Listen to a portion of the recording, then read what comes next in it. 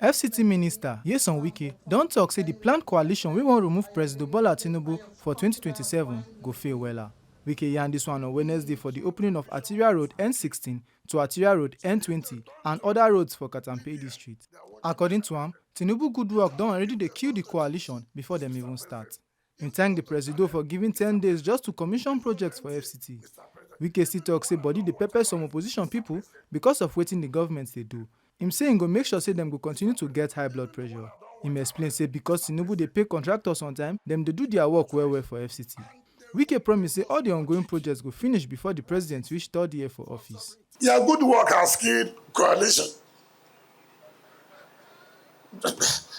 I was thinking that truly there will be coalition. So when they see what's happening every day, and I told my people, make sure that every national television must hook in. So if they turn to DBN, they are watching Mr. President. If they turn to TVC, it's Mr. President. If they go to channel, Mr. President.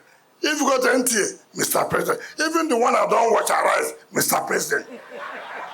They have no choice. And they must watch it for 17 days. Make una no forget say, as we see am, na so we dey talk am. We know they take blame. Ohifeme Onosimo, TMC News.